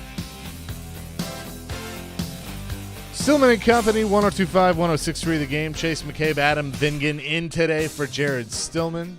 Whoa, Huey Lewis bringing us back like that. Here on a Fireball Hot Take Friday. Let's say hello to Corey Curtis, News 2 sports director. Corey, what's up, my man? How you doing? Word. I like that. A man, a few words for sure. So let's start with the two-tone blue. They made a couple of signings, depth signings today, but as I was talking to Teron Davenport yesterday, we had Jason Fitz on. Something came up that I hadn't thought of when it comes to the draft, and really this applies to any team, and Tennessee quarterback Hendon Hooker. Do you think that there is an advantage for a team at the end of the first round to take him because they know they would get the fifth-year option, even though his age is certainly something that comes up, but the fact that he's coming off a torn ACL, that extra year could matter? Well, I think anytime you get a quarterback, I think that fifth year matters because of what quarterbacks make.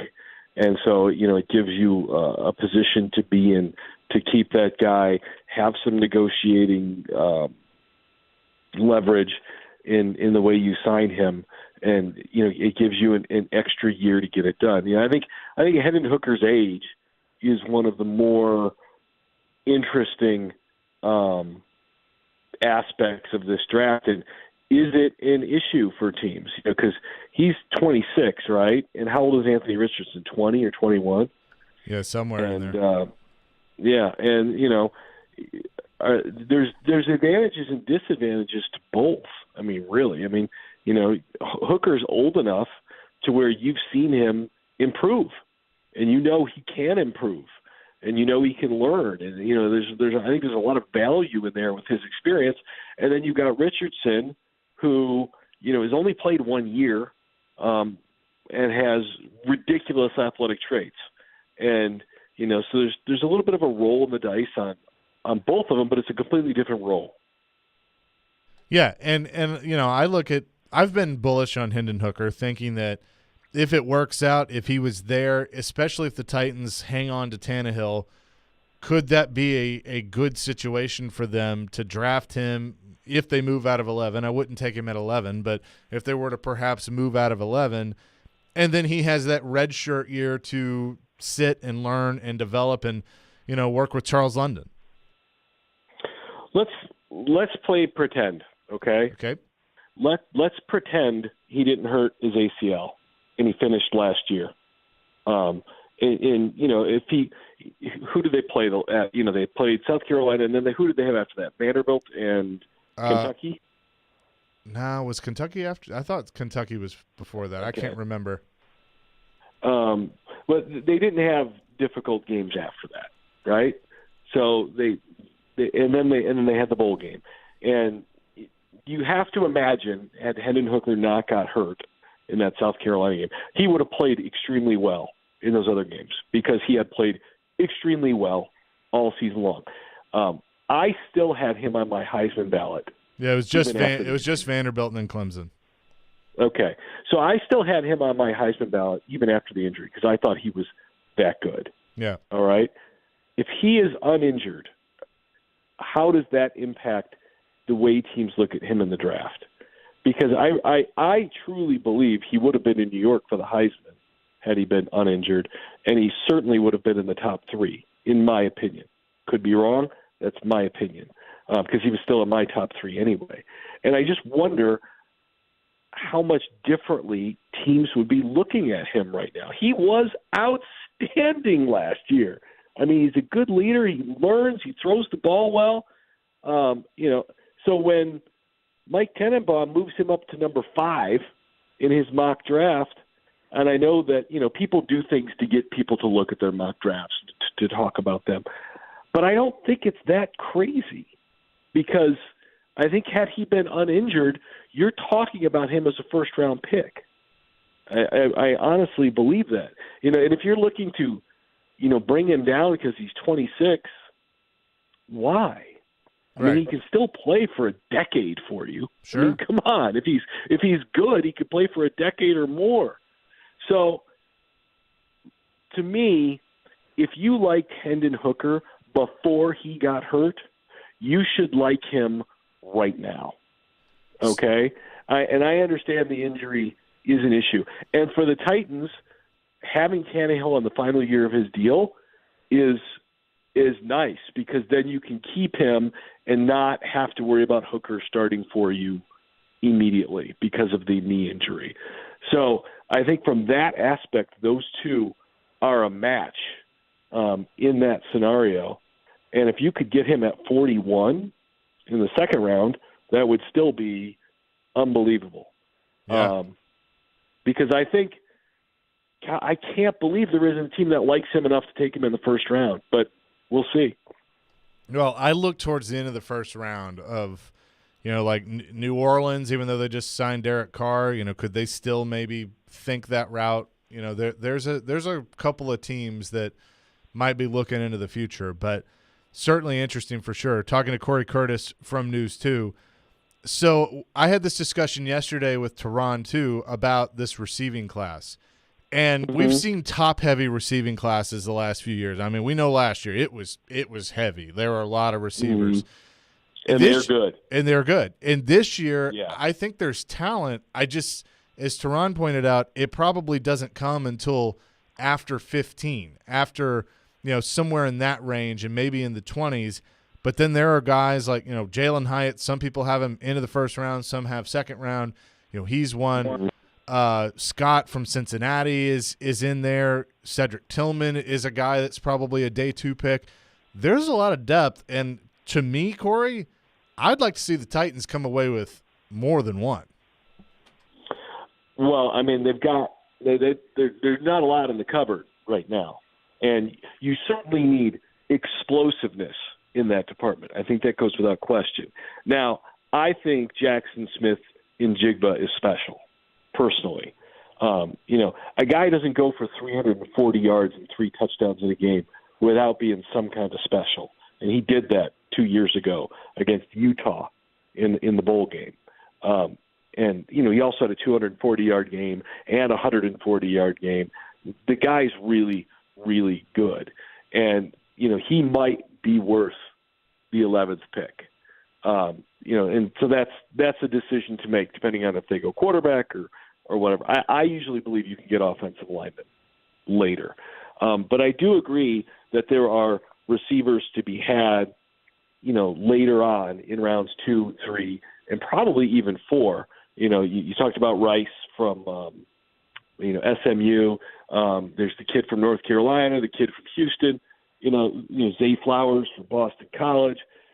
There are guys, Tillman and Hyatt as well, who are going to be there in round 2 and possibly even round 3.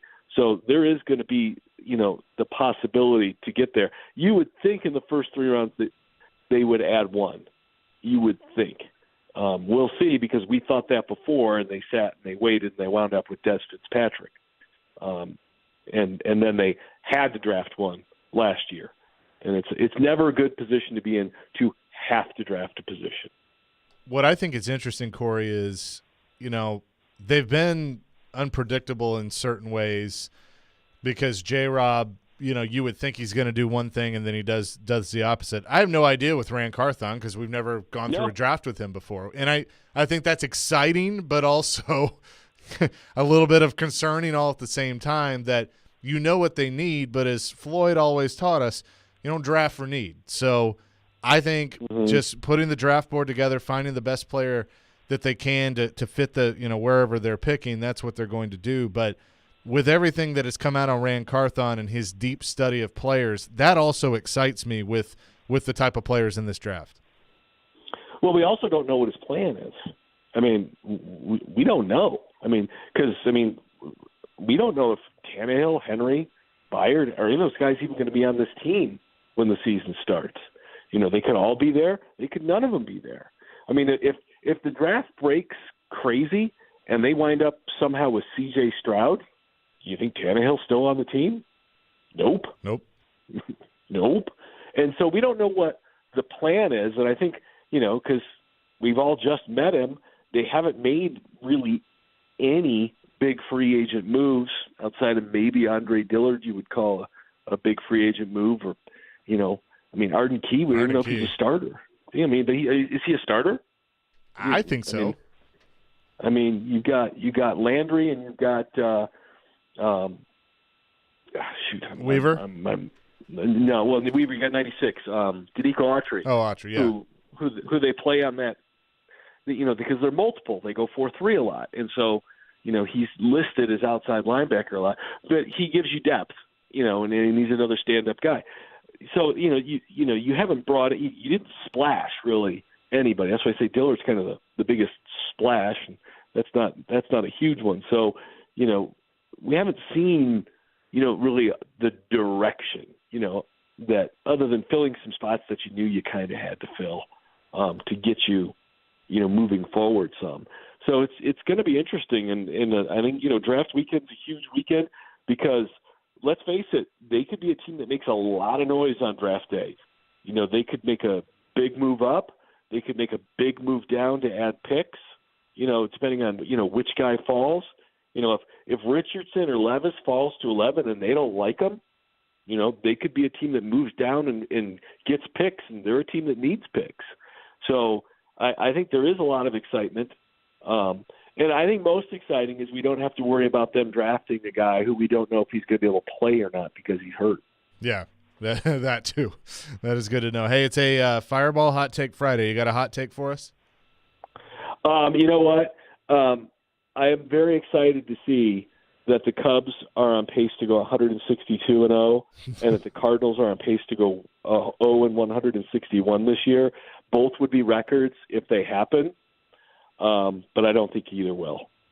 Yeah, I don't know about that. That would be tough. But, hey, Dansby Swanson, now a Cub, so take good care of him. Yeah. You know what? Whenever guys sign those deals, I always worry about them because there's a lot of weight that goes with, signing those kind of deals. Now, there's also a lot of weight that goes with being the first overall pick in the draft. And so I like Dansby's ability, to handle it. But he's kind of the corner piece of the franchise right now. So, he's going to have to play well. Yeah. He's put himself in a position where he's going to have to play well. But, his GM's a former Commodore, so he's got that going for him. Yeah, and I'll say this. I like Dansby. He's a heck of a player, but as a Braves fan, I was okay seeing him go because I know what they have in the, in the pipeline at that position, and if the Cubs want to pay him, then let them pay him. But I do wish him the best and hope it all works out there in Chicago. Yeah, well, I do too because I've seen a lot of bad teams, and frankly, I don't need to see another one. Absolutely. Corey, thanks as always. Have a great weekend. Talk to you next week. All right, hey, Adam, it was great talking to you. He's sitting here listening. Chase takes up as much oxygen as Jared when you really give him the opportunity. Here's my hot take, and Adam's the guy to answer this. Luke Evangelista will go down as the greatest head of salad in Preds history. Oh, I mean, you're asking a guy who has no hair on his head. So but you're challenging Yossi. I thought you were the guy to ask. it is a pretty good head of hair. He's good. He's fabulous. He's fabulous. I'm trying to think. Yeah, I can't think of anybody off the top of my head that, in my time here, that's had as luscious of a mane. I mean, Yossi's is pretty good, but it's not. But Evangelista's is it's flowing. Mike Fisher Yossi had a pretty good flow. The Derek Zoolander of the Preds. Evangelista is something else. He's like the Vinny Barbarino. Yeah, okay. You've given us an interesting topic, Corey. Thank you. That's no problem. By the way, I think the kid can really play. I'm excited to see him the next few years. Yeah, me too. Absolutely. He's Corey Curtis, News 2 sports director, joining us here on the show as he does every Friday at 3:15. And I definitely think, he is going to have a nice career. I mean, remember Mike Fisher had longer hair before he became captain and then he cut it off? Yeah, but it's not the same. No, it's not. It doesn't have the volume that Luke Evangelista has. Yeah. That's a good question. And Scott Hartnell had some pretty good hair. Hartsey had some pretty good ones. Yeah. But he didn't have Scott didn't have the, if I'm not mistaken, he didn't have like the long curly hair until after he left Nashville. Yeah. I think that was more of a Philly thing. That was a Philly thing. Yeah. Craig Smith had it early on. Remember, he had longer hair. Nothing's beaten. I agree. I agree with Corey. I think he's right. I think you might be right. Roman's hair is pretty. That's he keeps it pretty. It's well kept. Yes. Well kept. Just a shout out to the other bald fellas out there, shaved head or bald, just like me. Shout out, your hair. Bring is back luscious Nick too. Bonino. Nah, it's okay. Okay, with that, he's Adam Vingan. I'm Chase McCabe. We'll get more into wide receivers coming up next here on Stillman and Company, 102.5, 106.3 The Game. Want a chance to win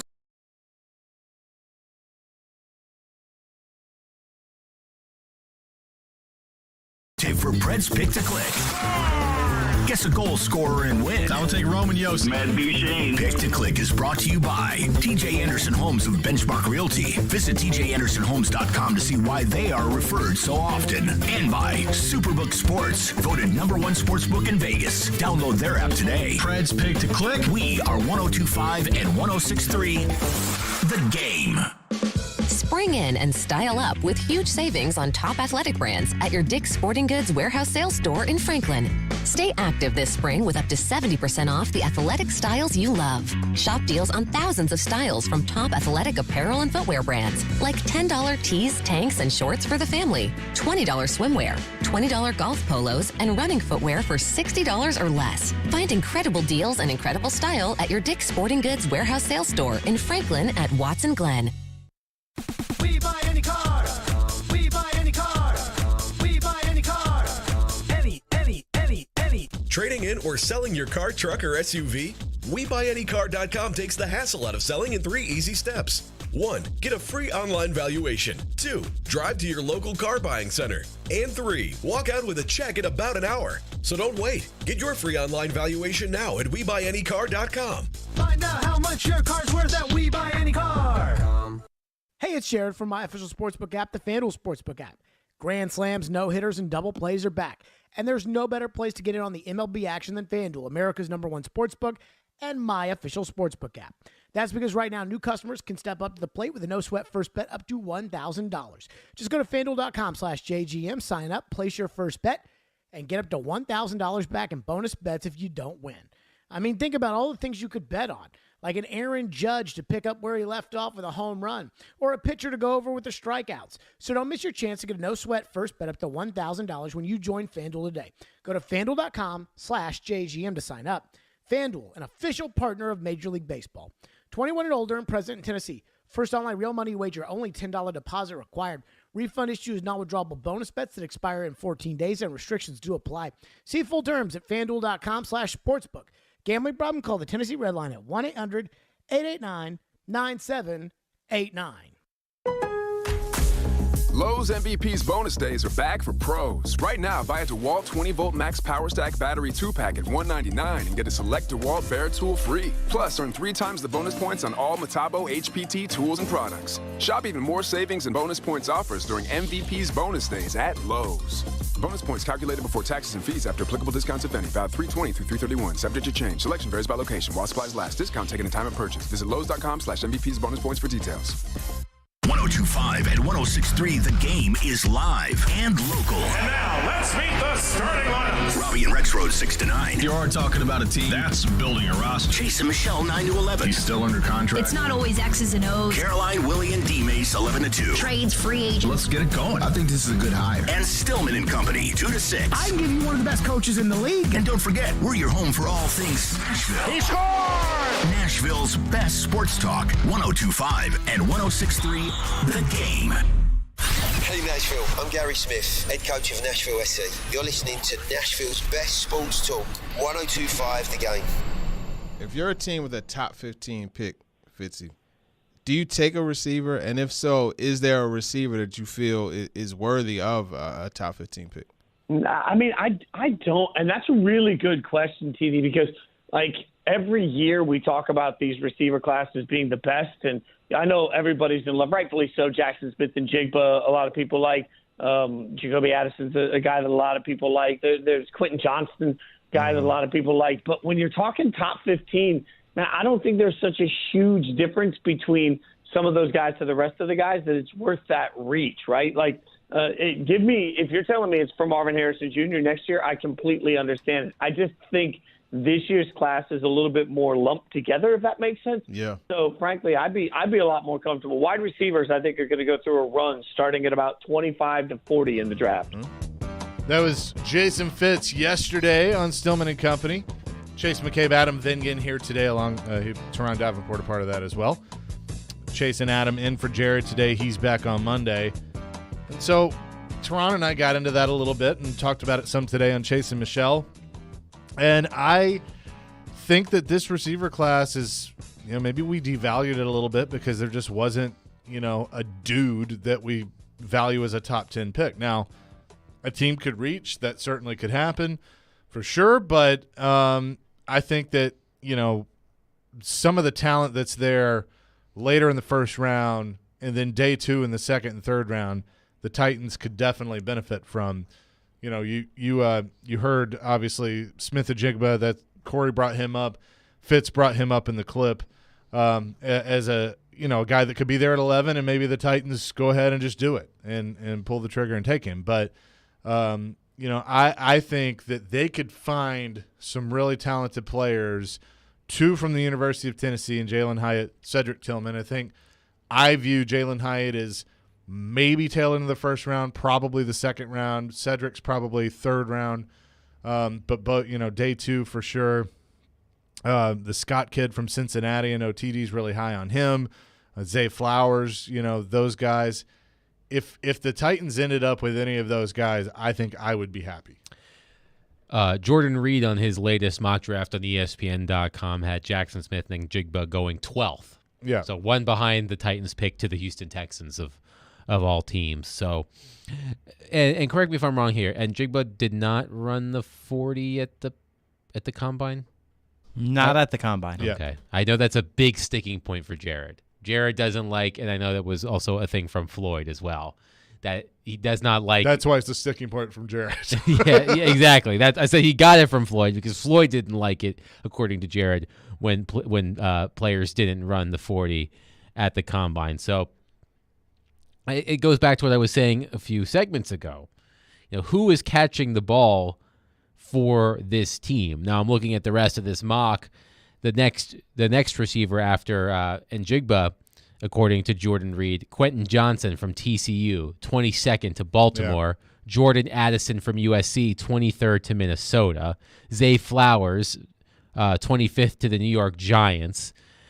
So they're, sort of to Fitz's point, there's a run on them later in the later rounds.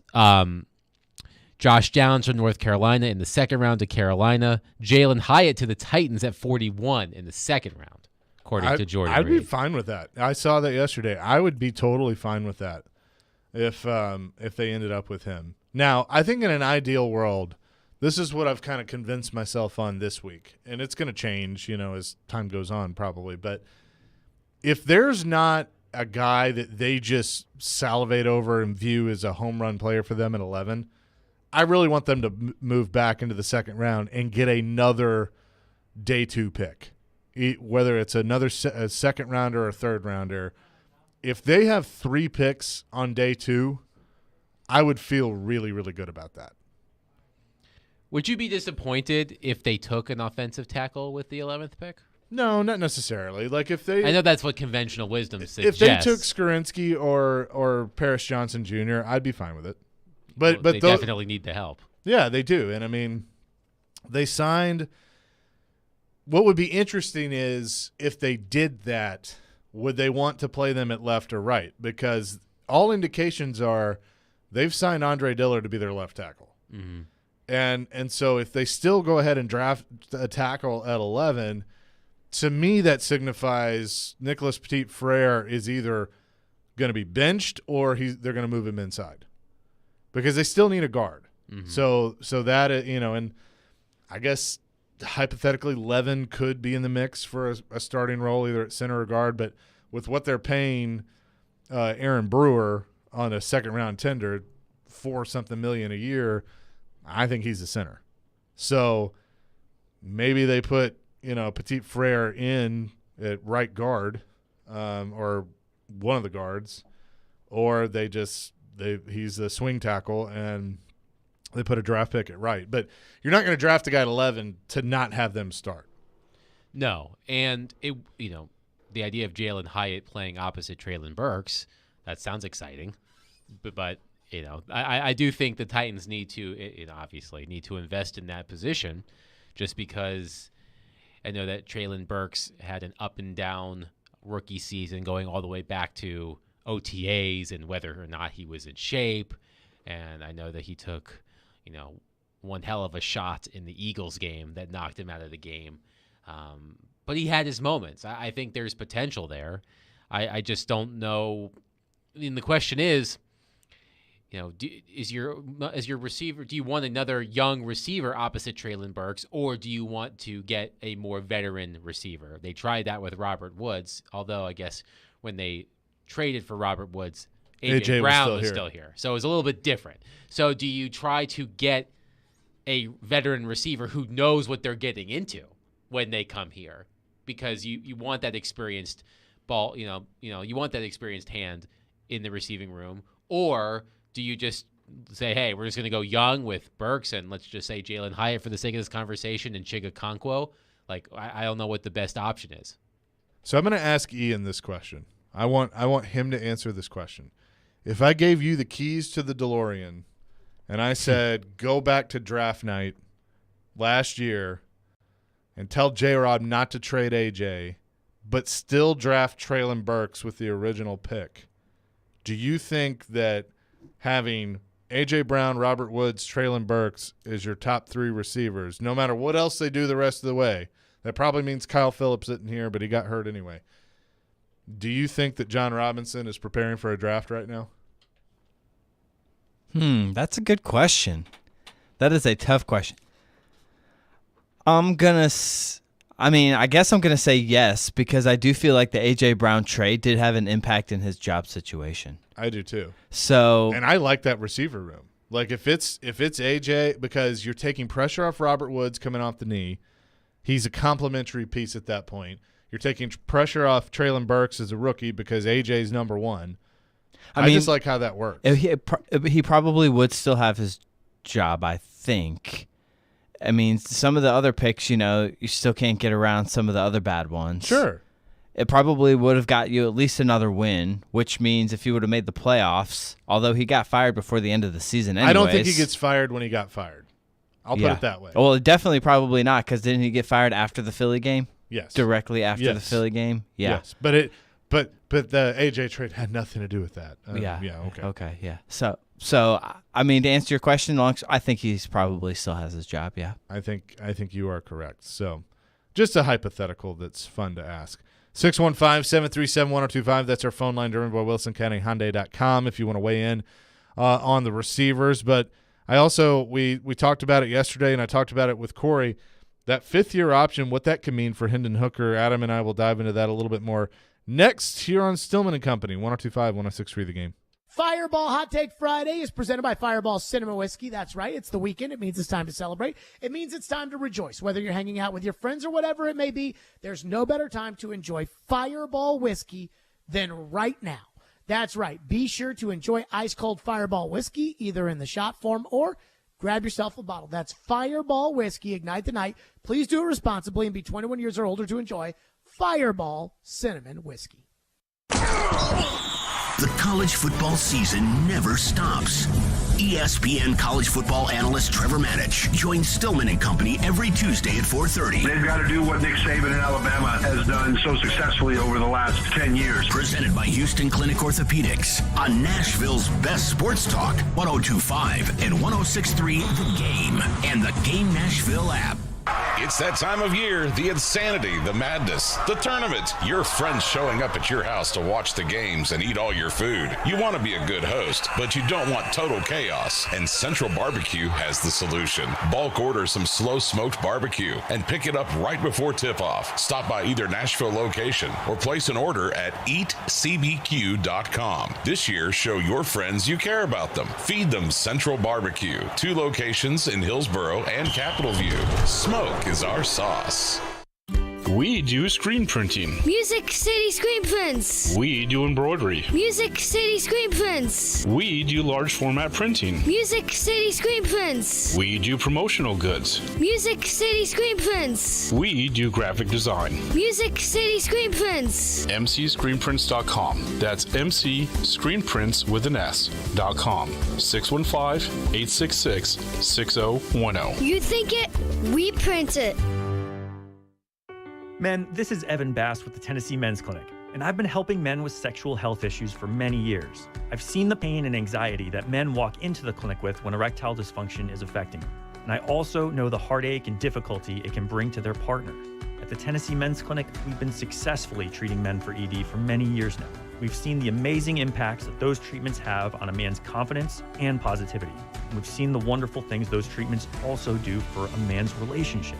That's why I'm pleased to announce that we are now offering the same great services we offer at our Nashville clinic at our new location in Franklin, which will make it much more convenient for those men living south of Nashville to get treated. So call us today and book your appointment at our Midtown location or at our new clinic in Cool Springs. Your first visit is only $99 and includes blood work and a medical consult. Call 615-208-9090. That's 615-208-9090 or go to TennesseeMen'sClinic.com. Visit our website to learn more, including side effects, treatment, sex start, results vary. This week's Nashville's best deal is the all-new Hot Works Goodlettsville off Long Hollow Pike. Right now, join for just $39 in time for their grand opening April 1st. That's $60 off at thegamenashville.com/deals. Hot Works offers 24/7 infrared fitness in 15 and 30-minute virtually led sauna sessions. Get more workout in less time at Hot Works. And right now, save $60 on enrollment at thegamenashville.com/deals. If you compare a diamond from Genesis Diamonds to one you find somewhere else, one thing will always stand out. The Genesis diamond is, well, prettier and more brilliant. We will show you why our diamond's light performance is significantly greater than things you can get elsewhere. Genesis Diamonds Vice President David Cooper. Not just because of the color and the clarity, but because of things a certificate can't tell you. Because of the characteristics, the personality, the material. It's the extra step in quality control that comes from an owner obsessed with perfection. Our owner is incredibly picky when he buys diamonds, searching through hundreds just to get a handful. You will not see diamonds that have the fire at your average mall store or chain store or smaller independent because they don't have the access worldwide like Genesis Diamonds does. Our diamonds' light performance, character, and explosive brilliance is bar none the best your money can buy. Don't compromise with a diamond that just looks good on paper. Get a diamond that reflects your love in the best light possible. This diamond has to be spectacular. Genesis Diamonds, Green Hills and Cool Springs. The sports talk doesn't end on Friday. Join Michelle Knezovic and Junnie Riddle for Michelle and Junnie. As long as he wants to coach there, he will be able to coach there. I think that really did save the hope of this team. Michelle and Junnie, presented by Superbook Sports, every Saturday morning at 9 on 102.5 and 106.3 The Game and the Game Nashville app. Strong opinions and a strong personality on your drive home. This is Stillman and Company, presented by TriStar Moving on 102.5 and 106.3 The Game and the Game Nashville app. And that's a question that I've asked myself so many times about Hendon Hooker. Was the magic of Tennessee's season this past year, was it Josh Heupel's offense? Was it Hendon Hooker just needing an opportunity and needing time to fit into that offense? Or is it a little bit of both? Yeah, and listen, maybe I can shed a tiny bit of light onto that, having called some Virginia Tech games with Hendon Hooker as the starting quarterback. And the reality of the situation there at Virginia Tech was he was kind of always fighting for his job. Like, it was never really clear that it was like it was just going to be his. There was a kid, I forget his name, I think it was Quincy Patterson,